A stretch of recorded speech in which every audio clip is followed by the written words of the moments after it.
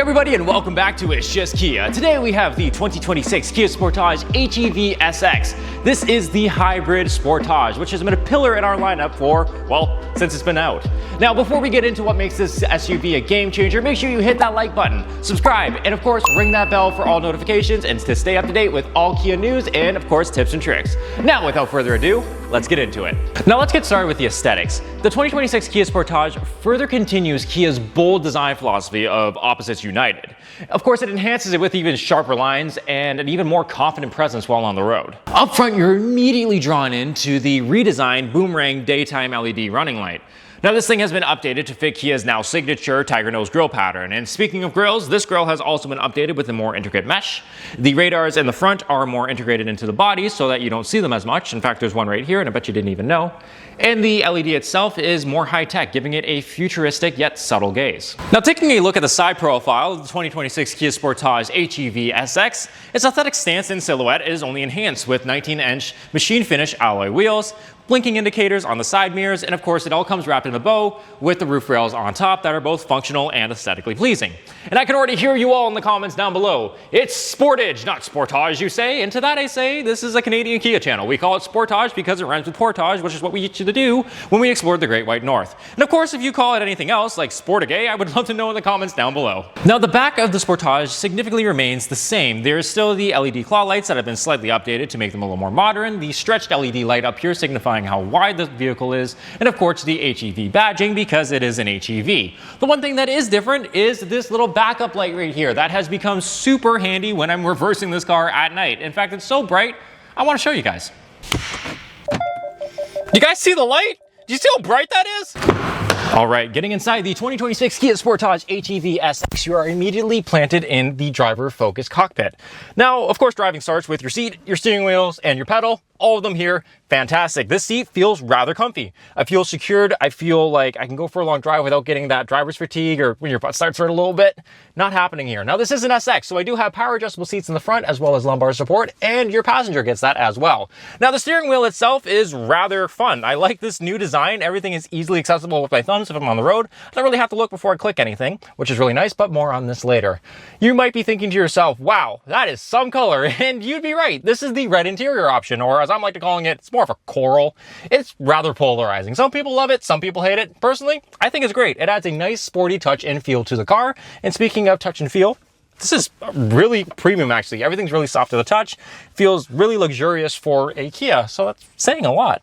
Now, let's talk about the main focus here, the center console. This 12.3-inch display that Kia has been adding to their vehicles recently with this wonderful and intuitive system. I love this thing. Now, it does have wireless CarPlay and Android Auto on all models of the Sportage. That's something new this year and important to note. Underneath, we have our one-touch control from media to climate control. And underneath that, you're going to get your wireless phone charger and two USB-C ports to help charge your phones. Now, in the actual center console, there is heated seats, ventilated seats, as well as a heated steering wheel. Your shift-by-wire right here, push button start and stop, and of course your auto hold, your cameras for camera's sake. There's 360-degree camera on this car, which is really nice, and your hill control. Now let's get to the steering wheel. Everything here, like I said before, quickly, easily accessible. Behind it are paddle shifts, not for shifting, but for your regenerative braking, which can help save you range. And of course, there is the drive modes. There's three: My Drives, Eco, and Sport, and the terrain modes, Snow, Mud, and Sand. It is a Sportage. You're going to want to go off-roading.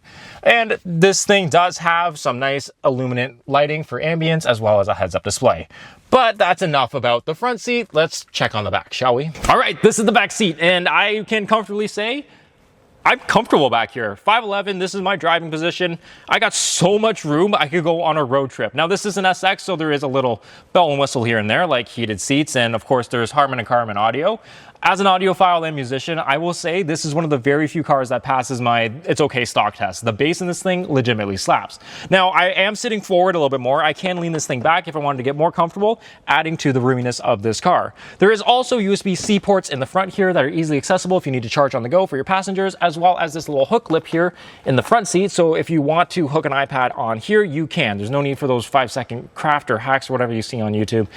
it's built into the car, which is really nice. Anyways, I guess that's enough about the back seat. Let's check on the trunk. Now, when it comes to storage, the Kia Sportage should have been called the Kia Sportage. And if you can get past my terrible pun, you'll understand what I mean in a moment after I open up the power liftgate. Now, inside is this expansive and cavernous trunk space that will allow you to fit whatever you need back here, whether that be groceries or luggage. And if this is not enough space for you, you can always pop down the seats by the flick of a lever. And if that is still not enough space for you, well, there's also under the storage space once you get past the donut. The Kia Sportage was made to be a versatile vehicle that can adapt to an ever-changing family's lifestyle. And given all the space in here, I'd say Kia did exactly that. All right, let's talk about what's under the hood. You are going to get a 1.6 four-cylinder turbocharged engine with an electric motor. This thing is quick, nimble, and fun to drive, and not to mention efficient. This thing can get up to 750 kilometers of range depending on external factors. So if you guys are going up to the cottage for a road trip or going across Canada, you won't need to fill up much along the way, which is quite nice. So what are the final thoughts on the 2026 Kia Sportage HEV SX? Well, it's a Kia. And it's a Kia that doesn't compromise in style, luxury, safety features, or technology. For those looking for a hybrid SUV or something with great range and they don't want to compromise on all the above, well then this is definitely worth the look at. It's worth the test drive. It's worth just coming in and checking it out for yourself.